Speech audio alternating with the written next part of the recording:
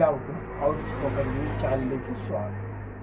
Puthukkad Saint Antony's forane church പള്ളി തിരുനാളിനോടനുബന്ധിച്ച് കാഞ്ഞൂർ അമ്പു സമുദായത്തിന്റെ നേതൃത്വത്തിൽ പുതുക്കാട് സെന്ററിൽ ഒരുക്കുന്ന ബഹുനീല പന്തലിന്റെ കാൽനാട്ടൽ ചടങ്ങ് പുതുക്കാട് MLA KK രാമചന്ദ്രൻ നിർവഹിച്ചു. മാത്യു കുഴൽനാടൻ MLA 50 സെന്റ് സർക്കാർ ഭൂമി കയ്യേറി എന്ന വിജിലൻസ് കണ്ടെത്തി ഇത് ശരിവെച്ച് റവന്യൂ വകുപ്പ്. ക്ഷണം കിട്ടിയിട്ടും പ്രാണപ്രതിഷ്ഠാ ചടങ്ങിന് മോഹൻലാൽ പങ്കെടുത്തില്ല.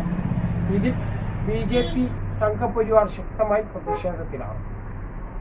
അയോധ്യ രാമക്ഷേത്ര പ്രതിഷ്ഠാ ദിനത്തിൽ SFI KUPTC unit Babri Masjid പൊളിച്ചതുമായി ബന്ധപ്പെട്ട ഡോക്യുമെന്ററി പ്രദർശിപ്പിച്ചു.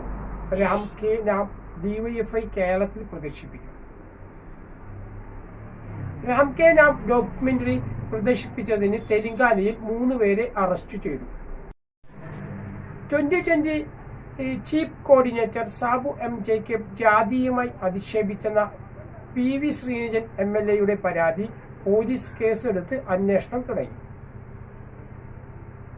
കോട്ടയം KR നാരായണൻ ഇൻസ്റ്റിറ്റ്യൂട്ട് സംഘപരിവാർ പ്രദർശനം തടസ്സപ്പെടുത്തിയ ആനന്ദ് പട്വർദ്ധനിന്റെ രാം കെ നാം ഡോക്യുമെന്ററി DYFIയുടെ നേതൃത്വത്തിൽ കേരളത്തിലാകെ പ്രദർശിപ്പിക്കുമെന്ന് DYFI സംസ്ഥാന secretary VK Sanoj, president V Vaseef എന്നിവർ പത്രസമ്മേളനത്തിൽ അറിയിച്ചു.